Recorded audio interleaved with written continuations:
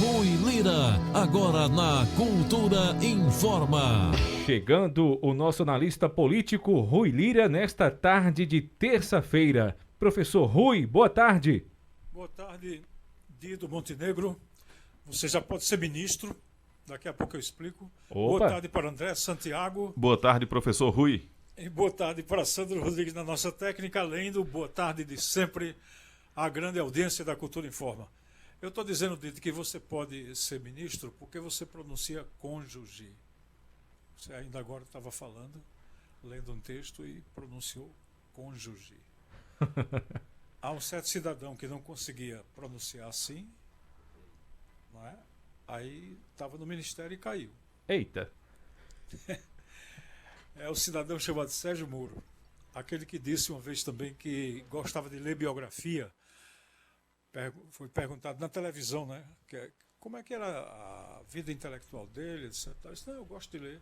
Se você gosta de ler mais o quê? Biografia. Eu disse, qual foi a última que você leu? Eu disse, eu não lembro.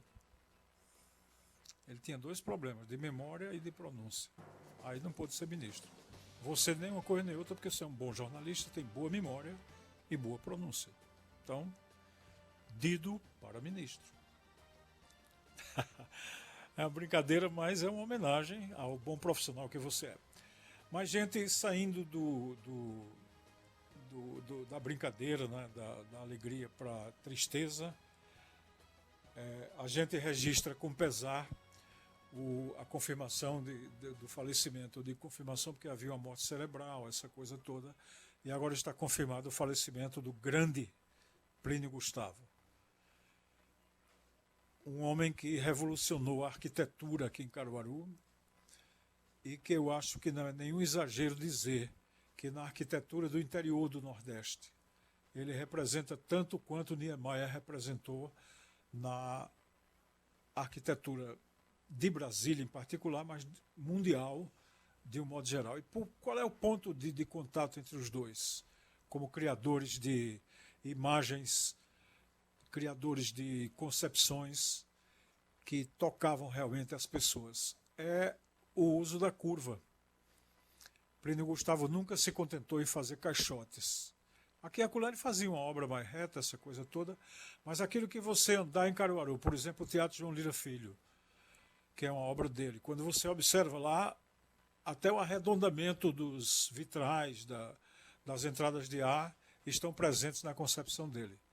Tem uma outra casa ali por trás do shopping Difusora, naquelas proximidades ali, que ela parece um capacete. Também é uma concepção toda redonda, lembra a cúpula do Senado Federal que Niemeyer concebeu, né? Que o Congresso Nacional tem a cuia, a cuia naturalmente voltada para cima, né, côncava, e a do Senado Federal é convexa, é para baixo. São aquelas duas expressões, você nota que são duas expressões curvas, contrastando com a reta atrás, onde ficam alguns gabinetes, né, e algumas estruturas naquele edifício que fica lá. Então, Niemeyer, você observa a Catedral de Brasília, que é uma das obras de arte mais bonitas da arquitetura, aí se compara a algumas coisas que Plínio Gustavo fez aqui em Caruaru.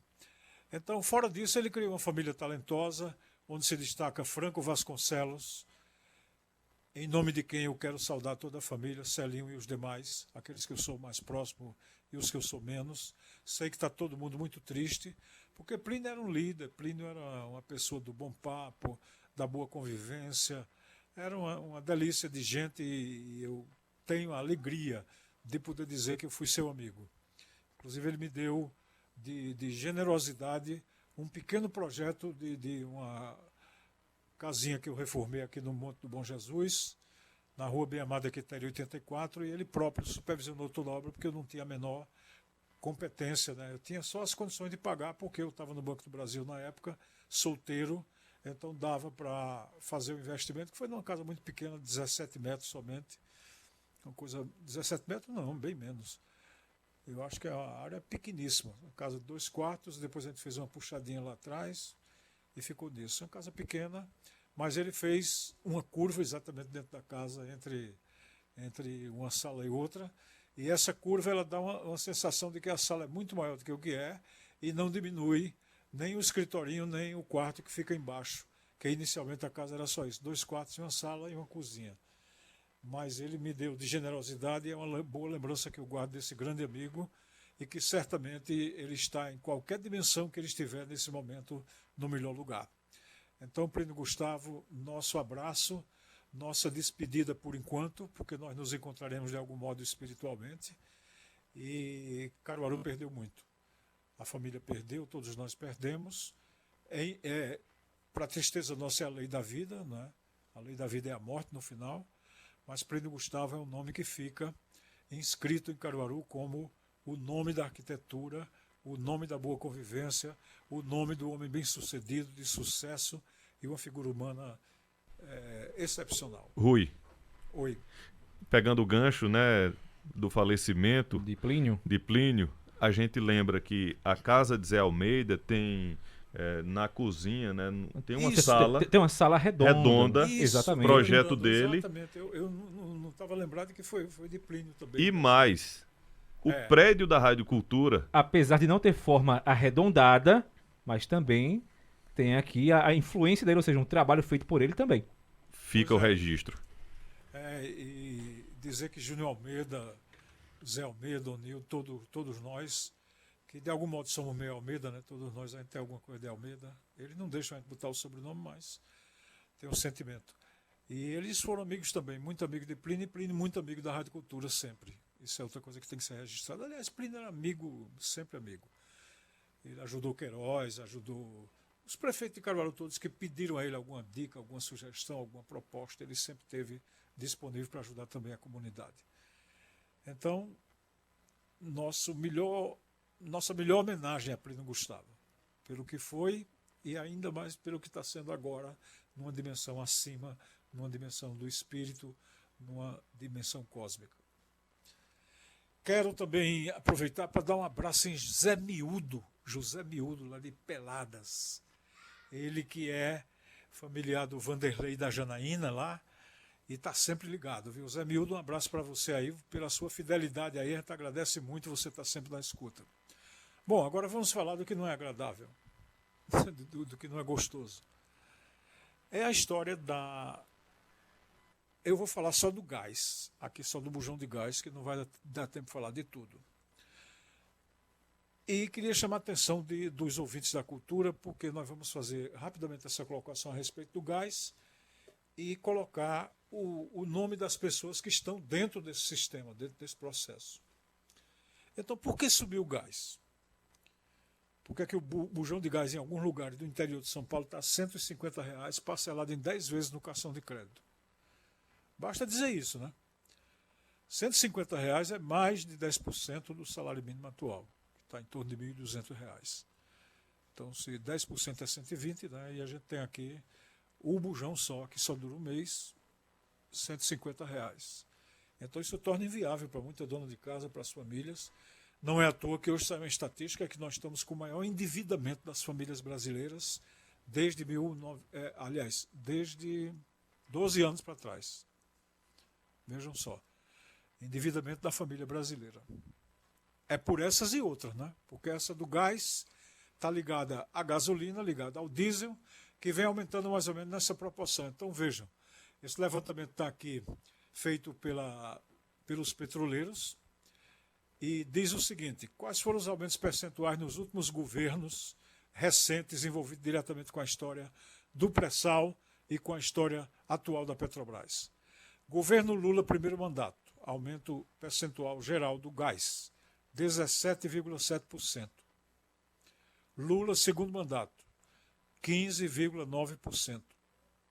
Dilma Rousseff, no seu, a gente só pode considerar aqui um mandato, né? 16,7%. Aí vem Michel Temer, quase dobra isso, 28%. Vem Bolsonaro mantendo a política de Temer por mais tempo, chega a 47%, fora esse aumento de agora. Esse aumento de agora, de 16%, que leva o gás para R$ 150. Agora vamos ao que interessa. Por que é que isso acontece e quem é que ganha e quem é que perde? Quem perde a gente já sabe que é o consumidor. E aqui o consumidor em massa, né? Porque praticamente todo mundo no Brasil usa gás de botijão. Então a gente já sabe quem leva a desvantagem.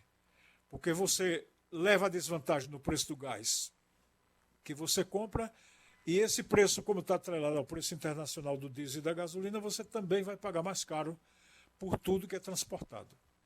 Seja arroz, macarrão, feijão, seja peça, seja material de computador, óculos, o que você comprar vai ser transportado de algum modo, ou a matéria-prima vai ser, e aí a coisa vai para baixo. Toca a inflação. Cai o poder aquisitivo. Quando cai o poder aquisitivo, aí a gente agora está batendo um recorde de queda da indústria brasileira. Então perde o Brasil, perde o povo brasileiro, e o desemprego se mantém e a inflação continua alta. Por isso que eu falei a vocês que ia falar de coisa ruim, de coisa chata, daquilo que a gente prefere não falar, mas tem que falar. Aí vem a história e o interesse. Quem é que está ganhando com isso? Quem está ganhando com isso são 390 empresas que foram constituídas recentemente dentro desse sistema Temer e Bolsonaro, e esses caras estão importando combustível do modo geral, basicamente gasolina e diesel.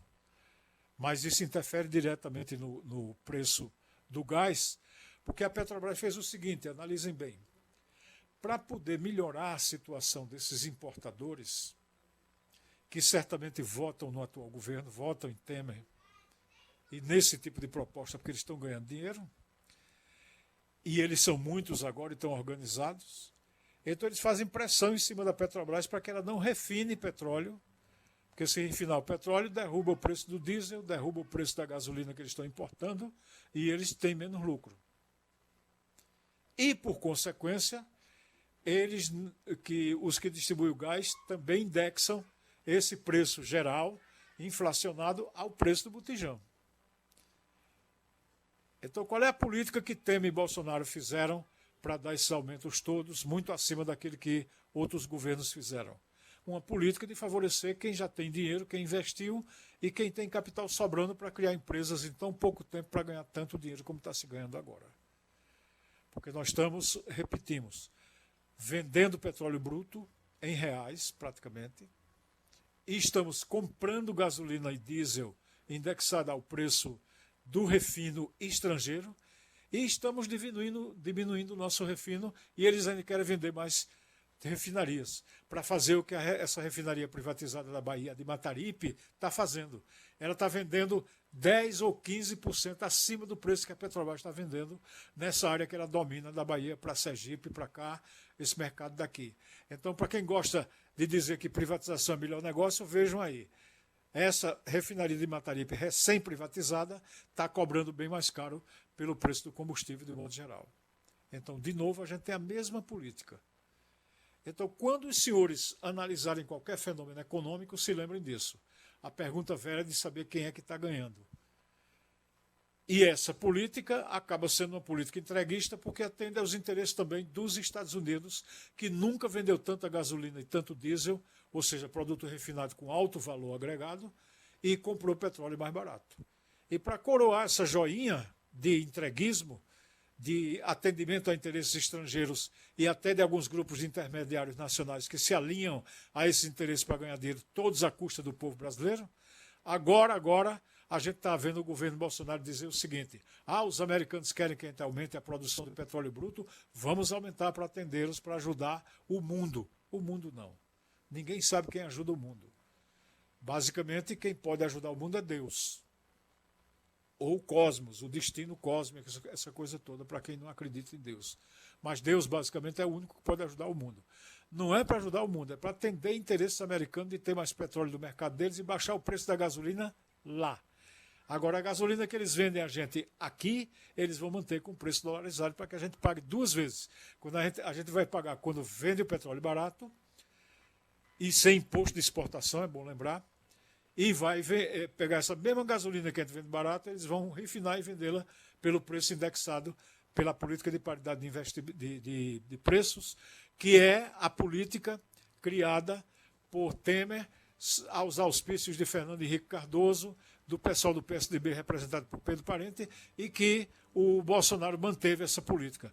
Então, toda a conversa que Bolsonaro está dizendo que é para manter ou derrubar o preço do petróleo é uma coisa que a gente não pode acreditar.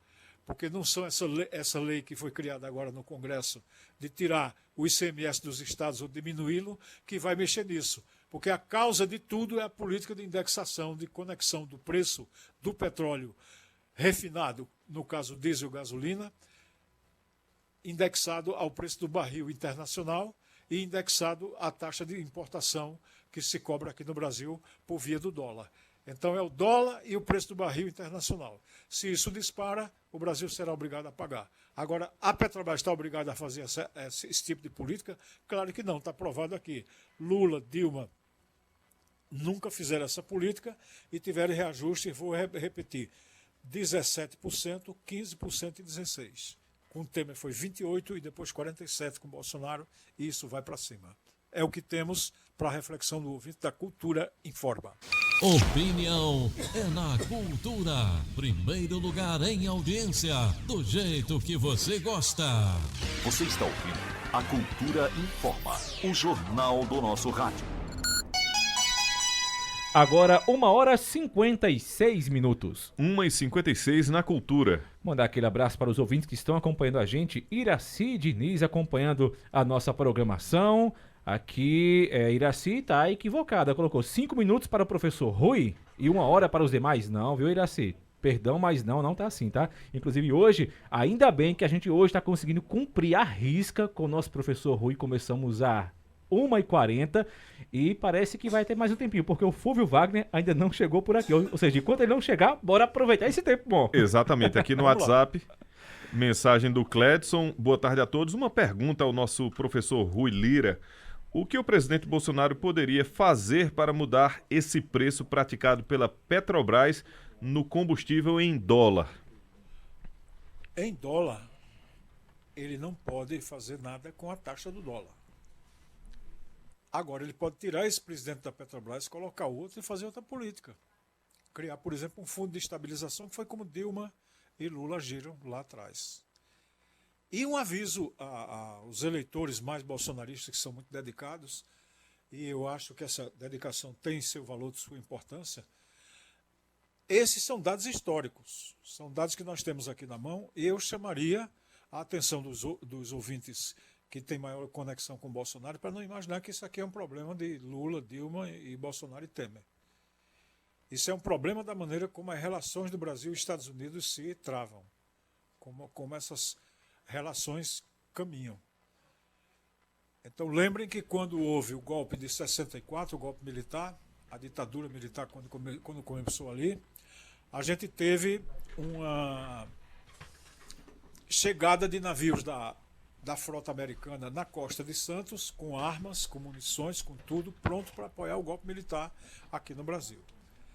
Então, desde 64, vejam que tempo a gente está falando, que o Brasil tem essa conexão de setor econômico e de governo, os governos militares inclusive, exceto o governo de Geisel, que teve um certo afastamento em relação a esse domínio americano, mas os demais foram todos ligados aos Estados Unidos. E a melhor prova disso é agora a viagem urgente do ministro do Exército Brasileiro aos Estados Unidos, em plena guerra com a Ucrânia, certamente para tratar desse assunto e pedir um alinhamento militar do Brasil com os interesses americanos.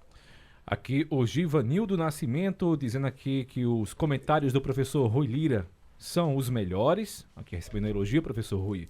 Obrigado. Tem também aqui o Joari Barbosa deixando um abraço para o professor Rui Lira, deixando inclusive um grande abraço. Até usar aqui a frase dele. Obrigado, Joari. Eu retribuo aqui eletronicamente, pelas ondas artesianas. Um abraço virtual. O Rodrigo Melo do São Francisco mandou mensagem. Abraço aqui para o Rodrigo. O Joari também mandou aqui no WhatsApp. O Kleber Marinho mandou mensagem também. Deixa eu ver aqui. Não assinou. Deixa eu olhar aqui no... A Eva Lira participando também. Essa é suspeita. Muito bem.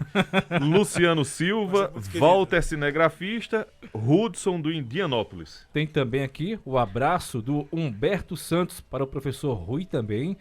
Aqui, Bruno Richelli também. Turma boa no final do programa aqui, junto com a gente, desde o comecinho, né? O pessoal todo acompanhando a gente aqui pelo Facebook da Rádio Cultura. Vitória Laureano também acompanhando a gente. Essa aqui está acompanhando pelo nosso canal no YouTube. Eu vou ler essa daqui. Vamos lá. É para Rui Lira. É um privilégio te ouvir, painho. Em casa ou no rádio. Te amo. Eva. Vai fazer o homem chorar. Suspeita, mas é muito bem-vinda e muito bem amada. Muito bem. Quer fazer o homem chorar numa hora dessa, né? Exatamente. Com essa, a gente encerra o programa de hoje, agradecendo a participação do professor Rui Lira, desejando a ele ótimo final de tarde e com mais uma participação na quinta-feira. Isso mesmo. Professor Rui, muito obrigado. Falta só estabelecer uma questão que não deu tempo de falar. É um minuto só. Pois não, professor. Para os ouvintes de modo geral, vocês chequem esses dados que eu coloco aqui. Eles ficam gravados aí no Facebook, ficam disponíveis. Chequem os dados, procurem saber quais são as fontes. Eu cito as fontes aqui, porque eu quero que meu ouvinte seja um pesquisador melhor do que eu. Porque se vocês pesquisarem acima daquilo que eu consigo colocar no ar, ninguém perde nada. Primeiro porque eu repito aqui, você mandando os dados, dizendo, professor Rui, o senhor pisou na bola aí com esses dados que pegou sobre o aumento do petróleo no tempo de Lula, de Dilma ou de Fernando Henrique, de quem seja. Porque, vejam, sem a verdade a gente não sai da rosca. E eu vou dizer a vocês uma coisa que não é verdade. Estão inventando aí, inclusive, o Ministério Público ligado ao Tribunal de Contas, investigar se Bolsonaro está interferindo na Petrobras. Esse procurador ou é juridicamente analfabeto, ou é um sujeito muito de má fé, muito cara de pau, para colocar uma questão dessa.